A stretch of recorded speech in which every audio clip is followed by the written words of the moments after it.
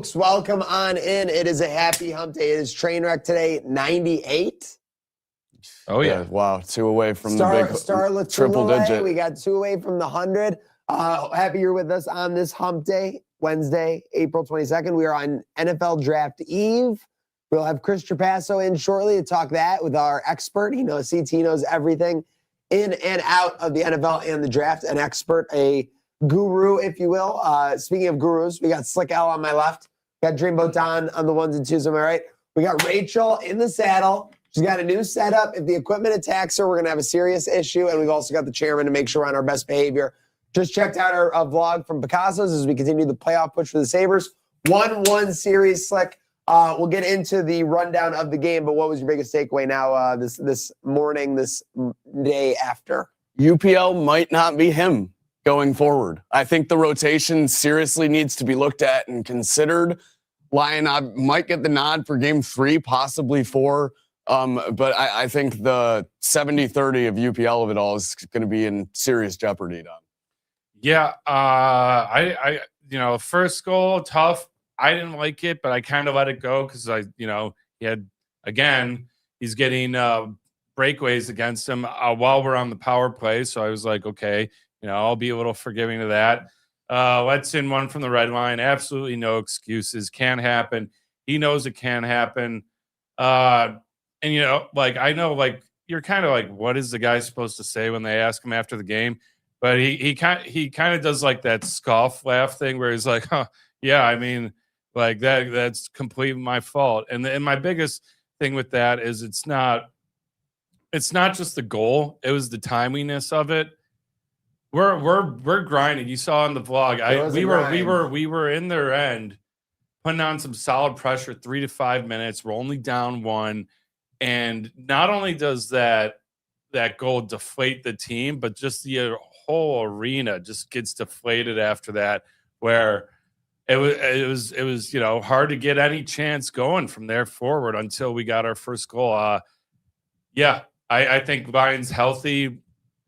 I don't care if the thing is, well, you don't want UPL's confidence to get hurt by benching him. This is not the time for that. It's time to win games, not worry about guys' confidence. And I'm starting Lyon game 3. Wouldn't it, I guess we'll just get into it right away because this is the overarching, right? This is topic A. Again, I know I wanted to kind of walk through the pregame. I kind of want to go, but okay, we'll jump right into the UPL overall. The biggest thing to me is that this team has not generated anything the first 40, 45 minutes of these games. Correct. Right? They need a spark. I think just as much as you're doing it to get a little pop in the goaltending side of things, you're doing it to wake the fuck up, Sabres. Right? You're kind of trying to give them a little smelling salts. Yeah, for sure. I got to get your feet under you to start these games. Obviously, we talked about it in game 1. This is very similar vibe, how this game was started. The Bruins drag you down, jump on you early, and then just keep you there. And we couldn't get anything going. The shots, better shot selection and opportunities, giving up breakaways on the power play, though. I mean, obviously unacceptable. The power play continues to be a weak spot, even though, Don, we came away somehow with 2 power play goals. What do you got? I have to say this on the UPL of it all. Okay. Before he let up the bad goals, there were a couple big saves. There were a couple saves where it probably should have been 2-0. It probably should have been 3-0. But then the way we eventually got to 2-3-0, 4-0 was obviously unacceptable. So you can't have that. You can't have a backbreaker goal like the one from Geeky at center ice. Absolutely embarrassing. To me, I was in the intermission, pisser. Yeah. And I heard someone trying to say that was a bad bounce. That was a bad, you got to give him a look. That puck did not go in the corner of the net. It went in a pretty middle area of the net. It was bad. That was a bad sequence. Yeah, I mean, you got to play. I don't know if these guys, if Sweden even has baseball or Finland, sorry, UPL's Finnish. But yeah, got to treat it like a ground ball. Get your body in front of it. I not have that square. It ended up like this. It's actually pretty incredible that somehow we upped Swayman at his own game with letting in a terrible goal from beyond the blue line. Yeah. So I think, when we put all that into it, right, the team needs a boost. UPL is probably a little bit shook right now. Alex Lyon is a ferocious monster. And who was speaking of the literally capable of confidence, when anything. he came in, He came in and he was bricked up last night. I think Big we're time getting the bricked. Lion King in game two. And like, hey, what Or got game three. us to this position was the rotation, and maybe it's a sign that we got to do that. But bottom line is, in the playoffs, you need consistency. Baseline consistency. That's the thing. UPL, yeah, he made some great saves, stopped a breakaway, but then what's in that one? Third period, gets absolutely sniped because his butt's like touching the goal line almost. He's so back far in his net that an outside shot can squeak in. It's a great shot, but that's a shot that It's a good shot. He should have made. but that's a shot that Boston's been giving us that Swayman's just been stopping because he's been out challenging guys and there's no traffic in front.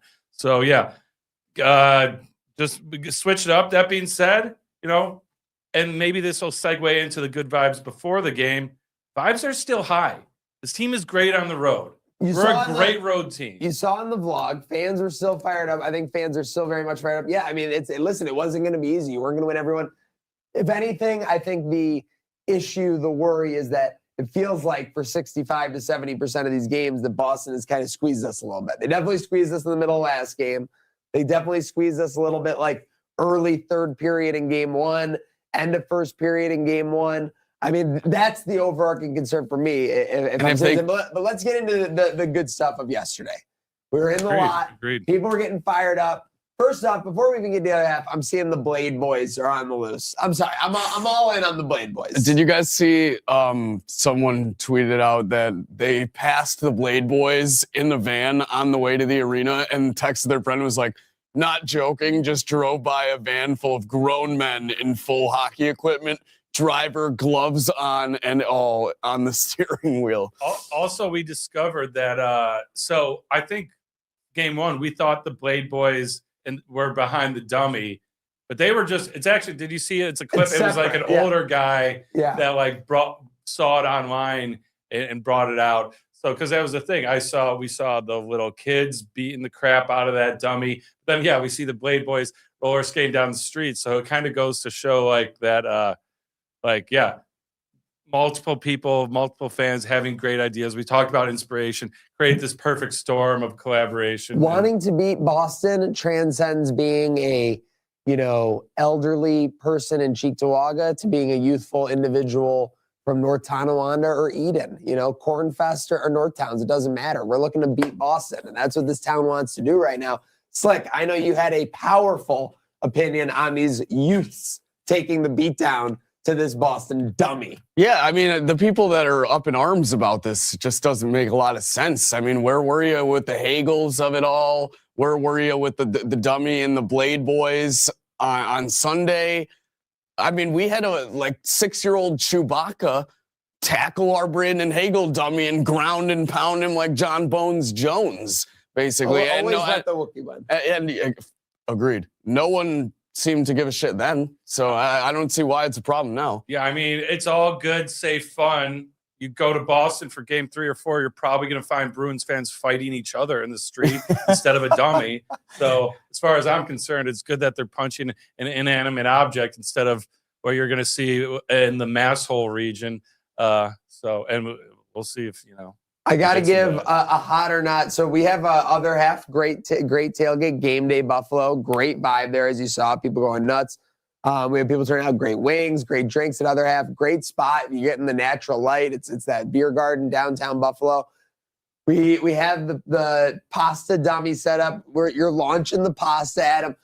Shout out John, the t-shirt cannon played very well. Yeah, but it ended up playing a lot better than I thought it would. I was like, this is gonna be a mess. But when he ended up making that, when he properly packed the cannon, the physics paid off in that regard. Yeah, that was awesome.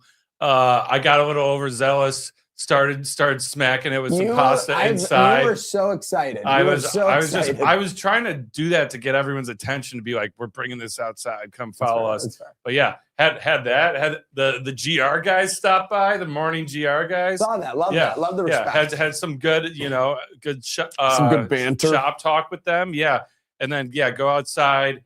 We shoot it with the cannon. Now, here's the interesting thing is game day, known for the epic Bills tailgates, and a lot of people coming through. open arms, get on the bandwagon. If you're a Bills fan, not too familiar with the Sabres, come through. I'm not talking about John, obviously, but like the scene, the crew.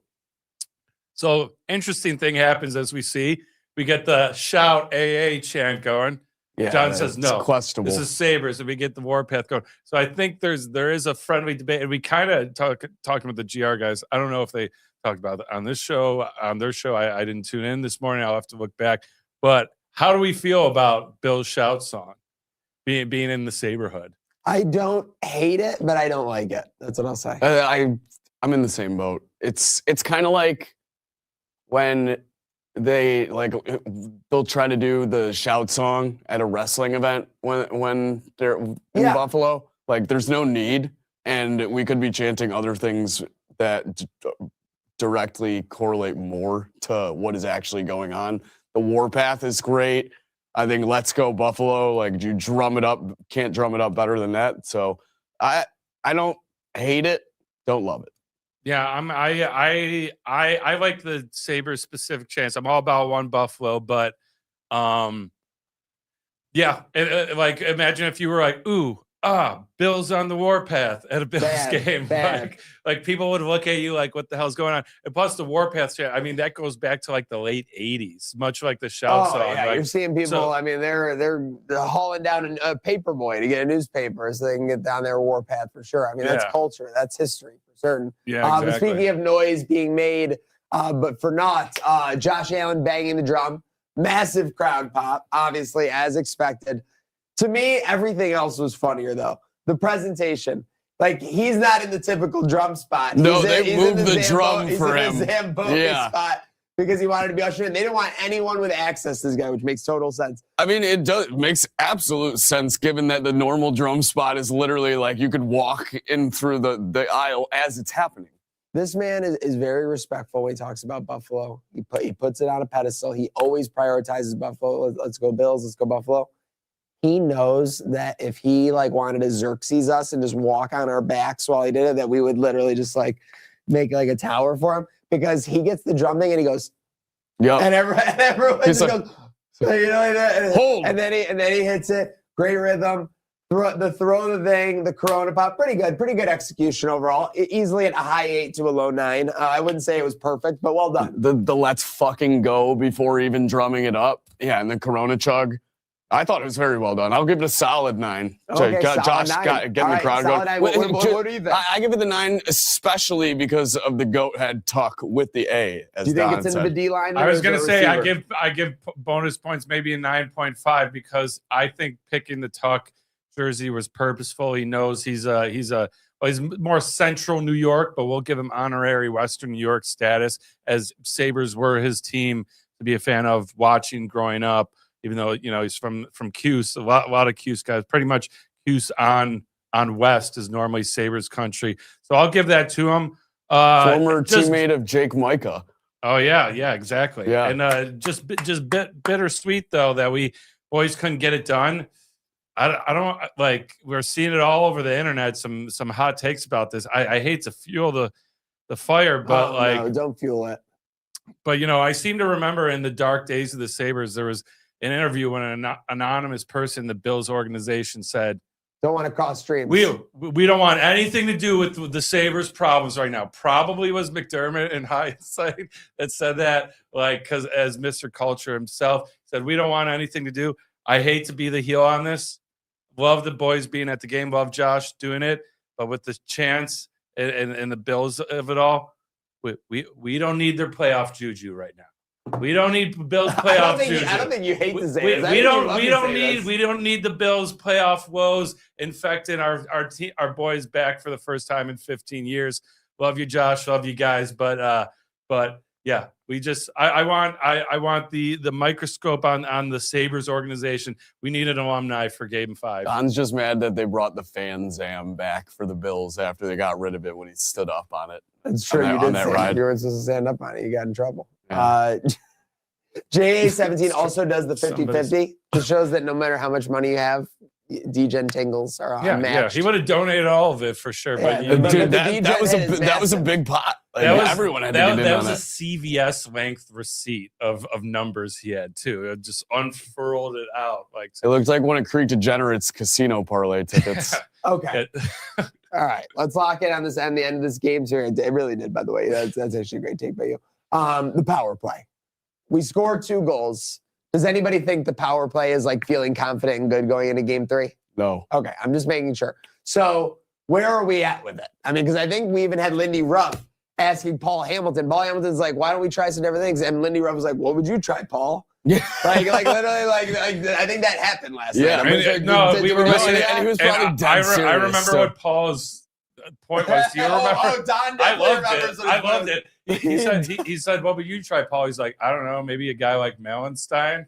And he's like, well, I'd have to disagree with you on that. Ruff just shut it down instantly. It was kind of Like- hilarious, like the little back and forth. But Seth Appert, I mean, again, I'm here. Like the fact that I'm hearing a name of a guy who is not the head coach, who's not the GM, who's not the owner, who's not the friggin' anyone on the roster. It's just insane. And by the way, he's got PP in his name.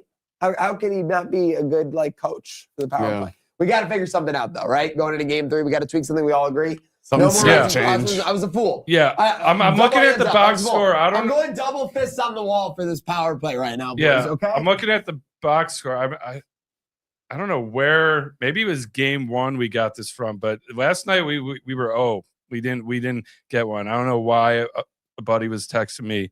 So night that that we we got got this. one, so- I was like, it doesn't feel That's why we're good. that's Propaganda. I think we got one play. right after, which is why it felt like it. But yeah, they stink. Donaganda. Is it too much to ask just to not give up a breakaway at this point? No, it's not. It's telling you, ridiculous. like why we haven't thought. By the way, our zone entry is like our zone. We would have a better chance playing 5 infants out there and getting in the zone on the power play. What they do, but why don't we literally just do a soft 4-1 shell? We know we're better 4-on-4 anyway, and we would always have the insurance against the breakaway. Just keep Stanley back there. It's just it's so crazy that it just might work, but it's so crazy that like I think if Lindy even thought of that, he's like, no, can't do that. Like we've Lindy would shut that shit down. If I lined up 100 Sabres fans, this is not an exaggeration, 90 of them would say that we're better 4-on-4 than on the power play.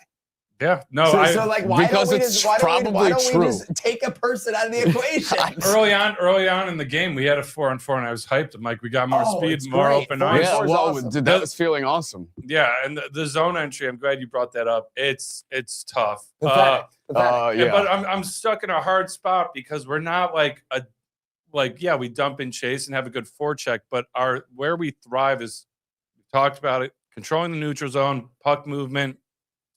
And it just seems like they got sticks in all the right places where we come to go over the blue line, drop pass, sticked away. Yep. Maybe one little dangle, sticked away.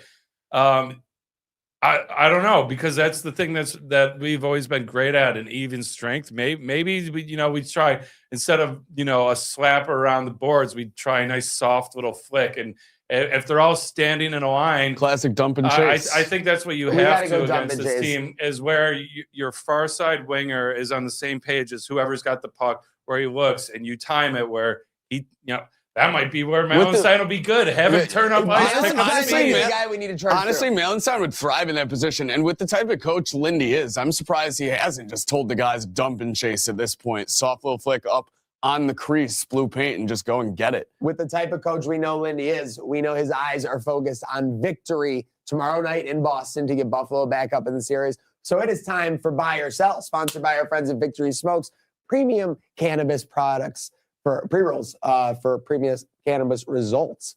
Coming soon to local dispensaries. Taste victory. Let's go. Sorry, folks. I lost the voice. I'm dry. I'm going on fumes here. We got the NFL draft in game 3 tomorrow. I got to recover. I got to get in my hyperbaric chamber. But with that said, boys, it's time for Buy or Sell. We have cues for Thursday night, buying or selling, whether they'll happen. Ready to strap in and ready to go? Yep. Sabres score first in Boston. I'm going to buy. I think we're going to come out with some fire under our skates and a purpose and try and quiet this barn early. This is going to be a coming out party for the Sabres on the road in the playoffs, and we're going to get the vibes back high. I'm still optimistic after last night, which is crazy. Yeah, I'm buying. I got to buy. I mean, my heart tells me I got to buy, because if we go down 1 on the road, I'm not feeling good. I don't really want to imagine that scenario. So I don't want to be negative. I think I gotta sell. I think that the Boston's gonna get a little burst being back home after what they just weathered these 2 games. I wouldn't be surprised if they got on us early. But on our next one, we have Lions starting game 3. We're all buy on that. I'm buying that. Okay, Yeah, buy. big time buy. So we're out Give on it that. to me. Massive draft scandal. So this is for tomorrow night. Within 2 hours of the draft, we know we all love a draft scandal. We all love some storylines going. Is someone going to have some tweets leak? Will there be a photo hack? Will there be anything within 2 hours of, I believe it's the 8 p.m. draft tomorrow night in the League of Football? Does a Vrabel development count? Yes. Yep, That would count. 8 p.m. Yep, you're correct. Within 2 hours. I know, because 5 is a hot time. 5 to 6 is a hot time. I'm going to sell just because of the window. Yeah. But I think we are going to get some talk is going to pick up tomorrow morning in regards of trade rumors and whatnot. And I don't think it's the last we hear from Vrabel pre-draft. I think there's going to be some expansion there. But I am going to sell on the 2 hour window, Don. I'm going to sell. This draft just seems very boring to me. I think it's going to be boring. I think all the action, like you said, is around it, other circumstances. Yeah, and it's a draft that I'm just not really as hyped or locked into. Maybe blame the Sabres of it all or blame the lack of hype. I'm going to sell. I think this is just going to be a snoozer. I am selling as well, and I think it's going to be because 9 to 6, we're going to be overloaded with scandal. They're going to be hitting us from every angle. They're going to be trying to get us invested in this draft. That's why all the leaks will be coming out in those windows. They don't want to leave them for the last second. They want you invested early. They want you invested 7:30 at the NFL draft. By God, that's Diana Rossini's music. Yes. Oh God, the glass breaking for certain. Would you buy or sell the Bills trading out of their draft spot? I'll start off with this one. I'm going to sell. I think Bean's locked in. I think he has a plan. I think he wants a first-round talent. I think we're staying right where we are. It's tricky just given where we are position-wise. I totally could see Bean doing this, but I just think in years past, the anticipation, and then he goes and does it. I think he's seen the fans not be too happy about such, and he knows fans weren't so happy with his last receiver pick. I think he's going to try and do something with this one here. So I'm going to buy. Or I'm sorry, sell. I'm selling for the same reasons I said before. This draft is just kind of a snooze to me. The only guy Bills fans are going to hate this. Someone joked about taking a linebacker in the first round, but the only guy I really would like is that guy out of Texas Tech, which is a late first round, early second round. He's kind of projected. There's no one really I'm interested in trading up for, and I hope he doesn't trade out because then it's just going to make this draft coverage boring tomorrow. Just like last year, it'll make it just like a wah, wah, wah. Oh no, that wasn't even a wah. That was like Simba seeing the wildebeest come over to stampede him. Everyone was pissed at Bean when we traded out and waited a whole day to pick again. Yeah, that's a big reason why I don't think it happens again. Don, you said a linebacker from Texas Tech? Yeah. Oh, gotcha. Because Yeah. some people have their eyes as Casey Concepcion. He's from Tech too, right? Pardon my French. Yes, for sure.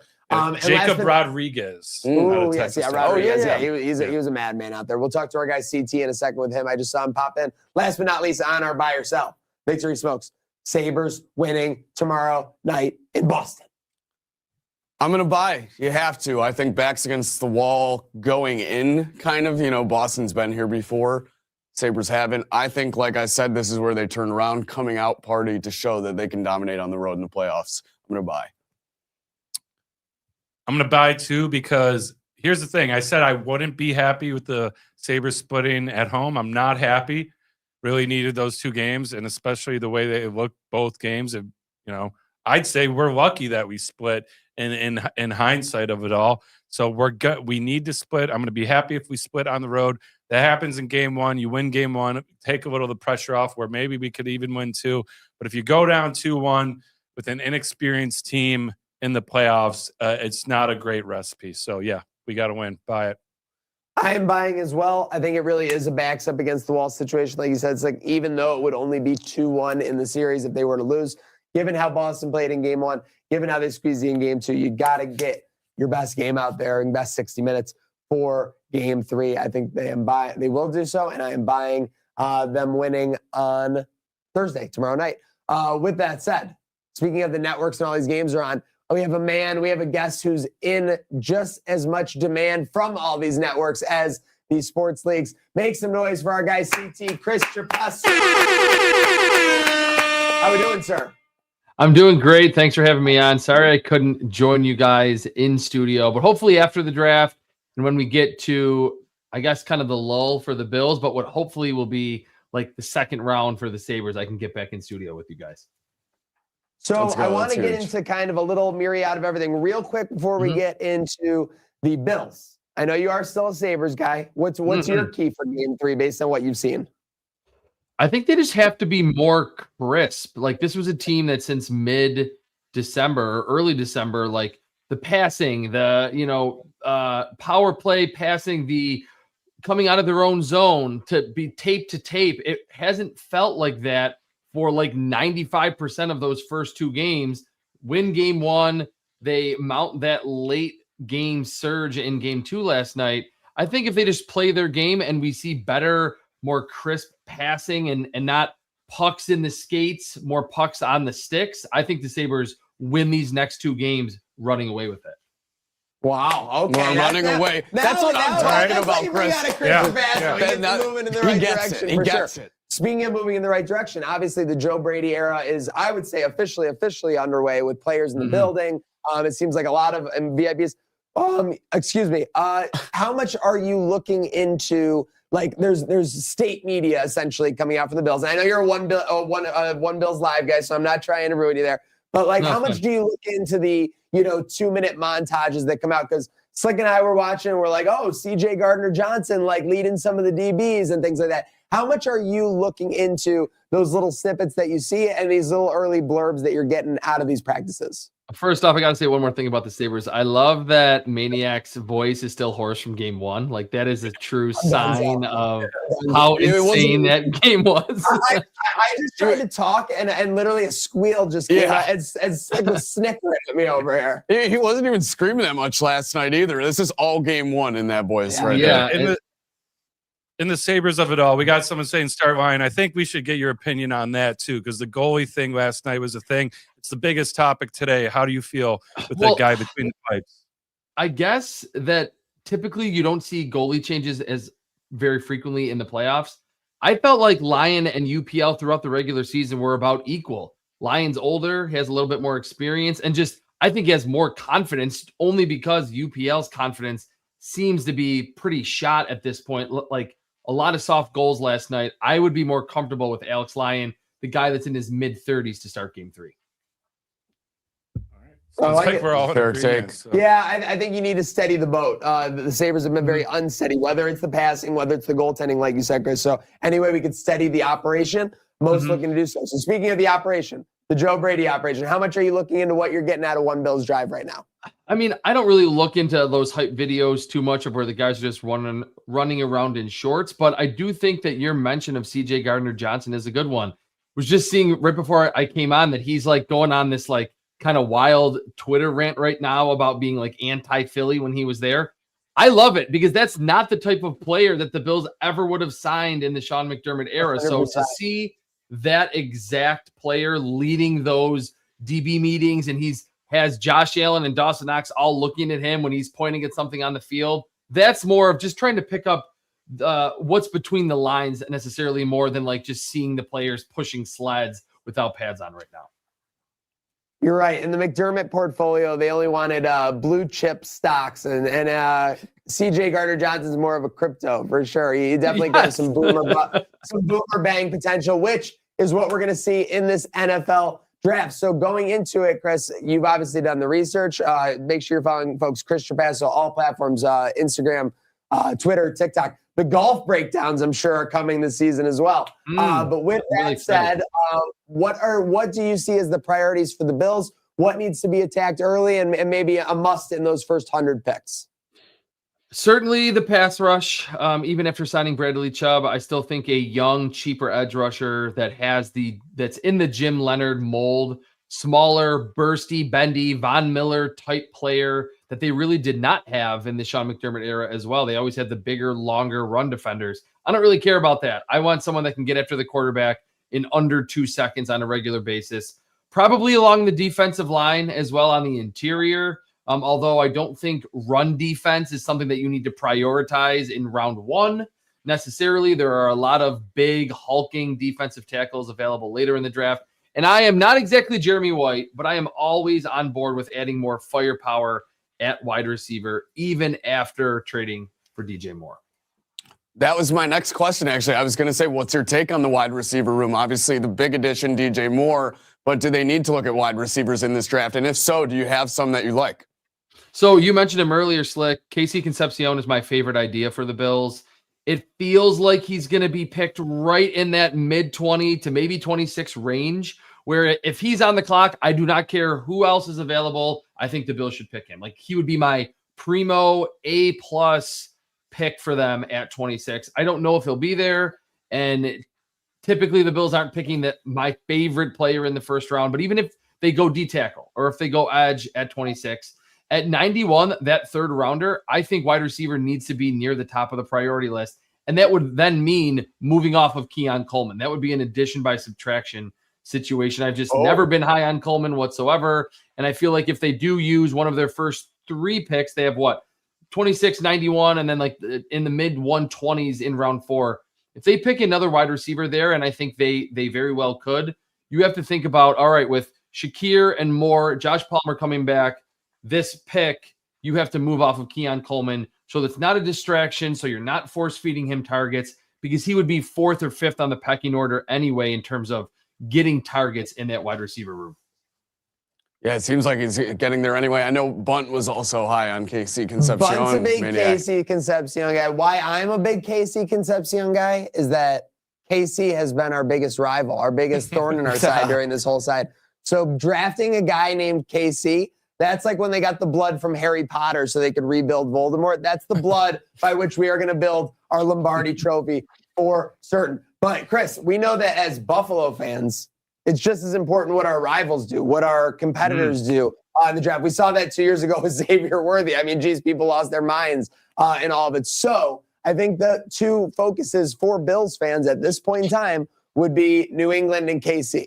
For sure. So what should fans maybe be on the lookout for? What are you anticipating out of those teams? What would be the worst case scenario for Buffalo fans on the NE or the New England KC side of things? Well, I'll start with KC because it is strange to see the Chiefs with the top 10 pick. It's like easy to forget that they ultimately went 6-11 last year to get that number 9 overall pick. I think the worst case scenario for the Bills when it comes to the Chiefs would be if they got one of the top tier wide receivers for Patrick Mahomes, because for as much as they might go offensive line and that's not been good, they need edge rushers.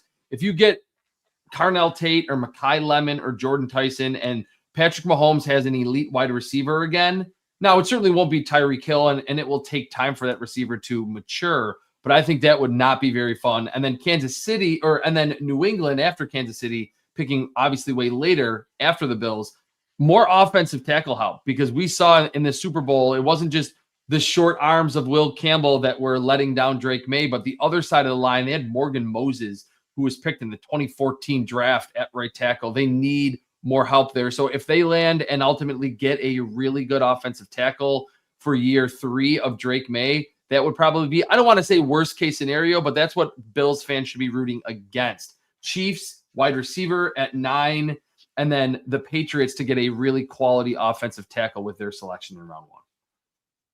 All right, folks, you know what to root against as far as our competitors, but if you're looking for amazing memorabilia at the best deals, always insist on our friends at TSE Buffalo. Check them out on all socials at TSE Buffalo. They got mini signed helmets and all kinds of Buffalo Bills auctions running right now. Go to billsbids.com, sabersbids.com to check out all the TSE action. Speaking of the action, Chris, though, obviously the NFL draft is like literally one of the crazier products in the modern media day.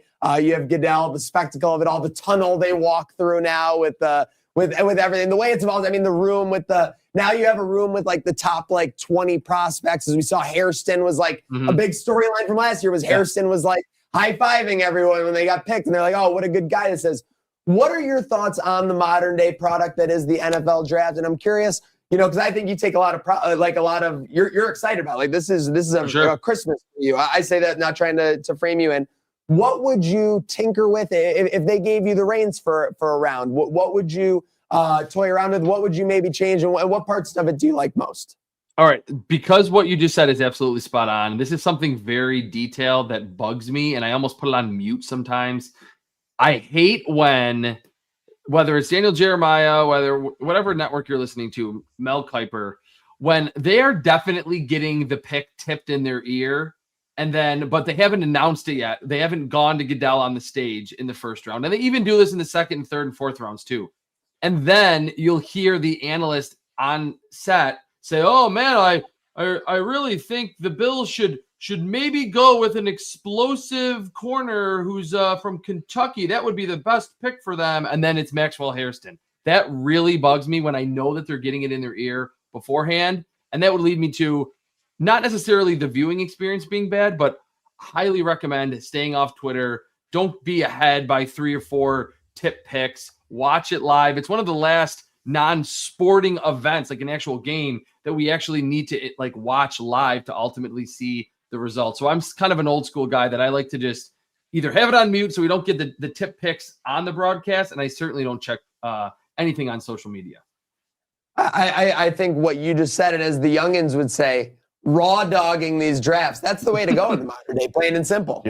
Better experience. They know a lot about that. Stay safe, but we're raw dog. Yeah, for sure. For sure. Okay. Well, with that said, obviously, with the anticipation for the draft, we're here with Chris Trapasso, our guru on all things. Plus, make sure, of course, you're checking out the wife's Etsy store. She's still making that rocking and rolling. With that said, don't laugh. Why are you laughing, Dad? Listen, we support Etsy stores over here. Yeah, we got one. Yeah, we got one too. I wasn't laughing at that. I wasn't. The sleight of tongue. Yeah. We're talking about excitement. We're talking about big, like, boom, bang prospects. Who is like the prospect who could maybe go, top 20, but also might not go to round 3? And then on that note, what is the latest and what's going on with my guy, Uar Bernard? Okay, so that player is probably Jermod McCoy, the cornerback from Tennessee. Last year, Will Johnson, the cornerback from Michigan, who actually has some ties to Buffalo, I believe his aunt and uncle lived in Buffalo, was like a believed to be top 10 overall pick. Didn't go until the second round because of a knee injury. Jermod McCoy tore his ACL in 24, but there was a report, and who knows if it's smokescreen or not, that some teams see the knee as a degenerative issue. He could fall, or he could be like the number 11 overall pick to the Dolphins. Like, that's probably the guy that has the biggest range of outcomes in this draft. That is really a top-tier prospect on the field. In terms of Bernard, he is this freaky specimen from Nigeria, has not played football. I think he'll get drafted just because at like 6'4" and 300 pounds, he looks like a linebacker. He has like a 12-pack and looks like a Greek sculpture. So he's someone that I will like 6th or 7th round. I won't be surprised if he's ultimately drafted. He kind of looks like Slick when he takes his shirt off. They're down at Sunset Beach. When they get like the 9th through 12th abs are absolutely scary to me. I could take an 8-pack, but like what you're saying, when you see that 12-pack, it's like, dude, like, come on right now. Absolutely physical specimen. And Chris, like, I mean, I'm not making this up. I'm just reading those. It could potentially be like he could potentially be drafted in the 5th and a full first-year stash potentially.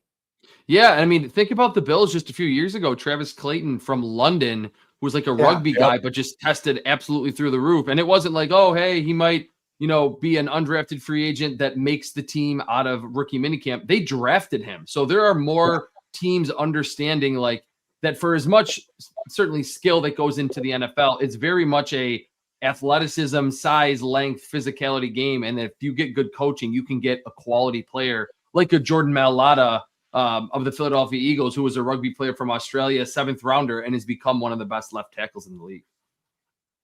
Seriously, you never know what you'll get. The draft is like a box of chocolates, boys. So let's make sure we are ready for that road. Huge shout out to Chris Trapasso for joining us. So before we let you go, we've been having some fun with the Vrabel situation the last couple weeks. Obviously, like we don't want any we don't want anyone like necessary to lose their jobs or whatever. Just curious your take on the Vrabel situation of it all, how it's been handled by like legacy media, which seems to be very quiet. Because, there's probably a lot of similar situations. I'm not saying exactly similar, but it's a lot of similar quid pro quos across the league. I'm curious about your thought and your perspective and takeaways from what you've seen on that situation. Beyond all the hilarious memes, like the For You page on my Twitter is just absolutely hilarious. I don't really go on that tab very much, but when that was going on, like there were so many funny memes and like clips that applied from like Always Sunny in Philadelphia and so many movies that I just thought were hilarious. Beyond that, what I think is interesting, I agree with you about like the legacy media has not covered it nearly to the length that they should. I wonder if there is more to this in terms of like ramifications for the Patriots. Like, was Mike Vrabel using Diana Rossini to like orchestrate moves and drum up interest in this AJ Brown trade and any other moves that have been involved with the Patriots the last couple of years? If you do a deep enough dive down the rabbit hole, you can see that there was a lot of nuggets that Rossini had about the Patriots or not involving the Patriots. I wonder if this is not just like, hey, a GM calls Diana Rossini or calls Adam Schefter and says, we're going to trade for LaShawn McCoy, but was really trying to almost tamper in a way when these things were not actually true, but we're trying to drum up interest. I wonder if there's anything that the NFL should ultimately look into with this, but the fact that it's been pretty quiet on the NFL front makes it seem like that won't ultimately happen. They'll probably look into it and find nothing. That's the Patriot way that we know and love. Yeah, get the broom, sweep under the rug. The only thing I'm hoping, and this sounds ridiculous, is that the clips are, like you kind of said, Chris, are just coming out so quickly in real time from like 3 years ago where there were guys where they haven't been able to get out in front of it yet. So maybe there's still like something bigger looming, but that would make sense to me because the way that it's being covered the rest of the way just doesn't seem to make sense, doesn't seem to add up. But things always do add up when we have our guy CT on. A huge shout out to our guy Chris Trapasso for coming. Make sure you follow CHRISTRAPASSO. Get him after him on the socials. And sir, have a good NFL draft, and most importantly, go have a good day now. And I'm really excited about being able to watch the draft, like, and then also have the Bills game on. I got to set up like the multiple TV screens. I'm super pumped for that. Oh, it's going to be an experience tomorrow night. Can you imagine like a Tage Thompson like goal, and then all of a sudden the Bills are trading up? The region might become unglued. God. Yeah, it would be really fun, and we've never experienced it. Hey, there's a first time for everything, so let's strap in for tomorrow. I remember my first. Guys. You're welcome. Thanks, Chris. Rec Room, Chris. Come on through. All right. So always good to have Chris. I like how I tried to sign him up. He's like, no, I'm fucking staying. Yeah, I'm fired up. Yeah. He alphaed me. He's like, no. We love when we get alphaed by you here on Herd of Buffalo, Trainwreck Sports. It's Trainwreck today, 98. Imagine the Bills are just like, we're drafting Beck Malenstein at linebacker. One Buffalo. It just shows him sitting on the bench looking at an iPad. Like, what? And a wide receiver. It's like when an MLB player gets traded big game, they gotta like get off the bench and like hug everyone. Like, and a wide receiver, the Bills take Logan Stanley. Oh my God, talk about a weapon for sure. But you're always welcome. Make sure you're following Herd of Buffalo, Trainwreck Sports. Obviously, we have down our stretch run here on Trainwreck today, 98. We got a little tidbits here. Colorado fans. I mean, we can put this all on our William Matar crash outline virtually. William Matar crash outline. Brought to you by our friends, of course, at William Matar Law Offices. First but not last, Colorado fans shattering the glass after the no goal call. This was? Yeah. So, or no, it was a stop on a penalty shot. They got to stop at the Kings, and then they broke the glass. Behind the Kings bench, too, and the glass showered like all over their coach. We want to show you the footage. We can't show you the footage. Make sure you look it up on your own. It's pretty great. It's funny because I came in. I'm bitching to the. That was him getting it. That was him getting hit by the glass. It was. It looked like I just did it exactly. Looked like he got hit in the back with a buckshot from Dick Cheney or something. But yeah, it was like when Roman Reigns got hit by Rollins on the field. Yeah, unbelievable. But yeah, so I mean, pretty surreal. That's the only thing that sucks. I love the NHL playoffs. I love watching all these games. It just sucks with the West Coast games sometimes they go on so late. Are you laughing at his voice, Rachel? Rachel's laughing is because my voice is cracking out like 68 times in a second. Just a You little don't want to bit. show me your face right now. But I am crashing out not because of that. Wemby concussion? Yeah, What the happened to fuck? the alien? Drew, Can aliens get concussions? Drew Holiday, alleged nice guy, he's responsible for this madness. I woke up and I saw that the Trailblazers won. I thought Wemby had to have something happen to him. What the hell is going on? The Trailblazers, even it being in this scenario, shout out to them though, playing good ball. Apparently it was Holiday and him collided, and then Wemby fell on his head. So it's like a little weird. Oh, you know? geez. And that, the bigger they are, the harder they fall. So that would be a big fall for the alien, no doubt about it. Yeah. But do you think he has a shot at the MVP by any chance? Yeah. You don't think SGA has it locked up necessarily? Pretty locked up, but he's a little shot. I think he's got like a shot. 15% shot. Yeah. Sorry, Don. What do you got? I was going to say, we did get a crash out text during the show. Let's go. I got it ready. It's from a familiar guy. I had to look at the number, but Oh, no. I kind of have it memorized by now. Memorized. Mendez reaching out. People blaming Josh Allen when UPL let up 7 goals in 2 games has to be rage bait, right? Yeah, I mean, yes. I if you're saw blaming- memes saying that Josh should not be allowed at a Sabres game again. I mean, what are we doing, Buffalo? Josh is just very popular. It's like saying Beyonce sucks. Like if you could say Josh Allen sucks, it's fun to do. It's I'm not blaming him with my take about the Bills and Sabres, keeping the pools separate, at least in terms of like the fan experience or whatever. But yeah, that's got to be rage bait. It's funny. I think our buy or sell last week, I said buy or sell lining up 3 goals a game, and UPL is at that point now, lining up 3 and 4. So. Yeah, that is a staggering stat brought to us by Mendez. And it all flips very quickly. UPL in game 1 played well. I'm sorry. People are going to be pissy about it. He played well in game 1. He had good 2 goals through 59-50. He played well. He played like shit in game 2, and we can't risk him playing like shit in Boston twice. We need to get UPL in there, or Lyon in there and say shit. Swayman, who's supposedly the superhero at goalie, is let in 6 in 2 games. Yeah. One less than UPL. So yeah. Goes to show. Yeah, empty netter. Oh yeah, empty net. Sure. But the thing still is, counts on the stat sheet. I mean, like we can go back to the Sabres this all day and crash it, but like the traffic in front, the zone entries on the power play, you get a little bit better goaltending. I think we're in a fine spot. So we will take a look at that. No need to crash anymore about them. Mets fans, they have no respite. It's April 22nd, 12 straight losses. I'm so sorry, Rob Ryan. The question I'm asking both of you right now, because this is all that matters. When do we flip the switch and we're betting the Mets every game? I think for like 10 straight. Is it now? It feels like now, right? It would have to be like 12 straight. Feel like now? Yeah. Let's see who do we got today, Don? Give me a run line, money line, everything. Loyalists of the show will remember when we jumped on the Panthers at exactly the right time. The lowest the stock was. Yeah, and they made the playoffs. So Mets fans might need this. Mets fans need this. We can do you a solid, Mets fans. Metropolitans. So they're playing the sandwich, the meat in the sandwich of a 3-game series with the Twins today, 7-10. Let's check out the line. It is. What do we think it is? What do we think it is? Mets minus 120. Are they at home? Mets minus 160. Okay, see, so boys, they're catching. They're at home. They're ahead of the curve, but if it's going to happen, a win is a win. We pound. I agree. I think we might even. They lost yesterday to the Minnesota Twins, who are 12-11. Yeah. So are very much what are the Mets in the mix. Oh my God, another 7-16. 7-1-6.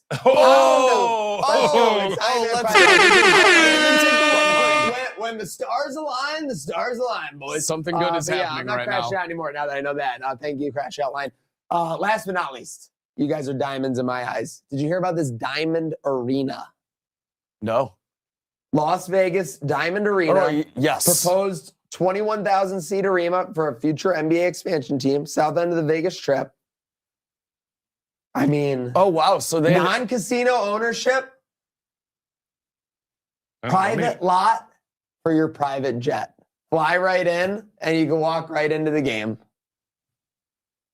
Oh my God! That is insanity. So what? There's going to be a tarmac right next to the fucking arena. You were tired of being inconvenienced by having to get in a big black suburban vehicle and drive 17 minutes to your luxury box? Don't worry anymore. Right off the plane and into the arena. How is anyone else going to get in Looks when there's crazy. a plane taxiing on the tarmac right outside the arena? Can you Also, imagine like a Money in the Bank in Diamond Arena? oh my God, can you imagine like Seth Rollins getting like let off the jet and like walking That'd be in with the sick. briefcase That'd or be something? sick. By Also, the- wow, someone flying in yes. to cash in the Money in the Bank would be unbelievable. Yeah, that would be Oh, insane. All I see is another spot for Fish to have a 10-day residency in Well, Vegas. no, John, book, John.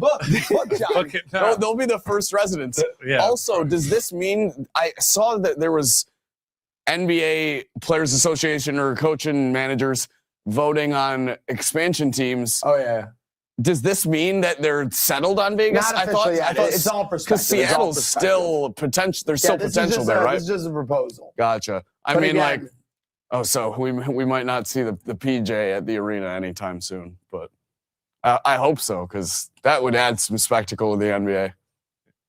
Yep. Get the aces in there. Get the aces in the Diamond Arena. I mean, that would be sick. That for would sure. that would be Get sweet. Caitlin Take Clark Cage. to Take Vegas. Cage to be in there for Oh sure. yeah, big time. He'd be on the So, PJ. huge shout out to everybody who chimed in today. We had Mendez, we had Chris Trapasso, had our Picasso's vlog. A huge shout out there. Obviously, make sure you're getting those Picasso's orders in for tomorrow night and for Thursday night. And obviously, I know we've been building it up big time.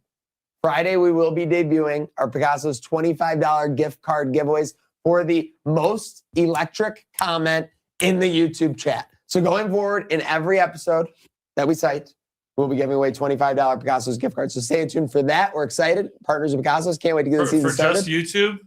Just YouTube. Okay. Just YouTube. YouTube. Just We're YouTube. Listen, clarifying that's the that. price of doing business. Picasso's loves the big play button. All Yeah. right, you know that's what YT, it's all let's about. go. So Yeah. listen, we love Picasso's too. Magic dust on that magic pizza, baby.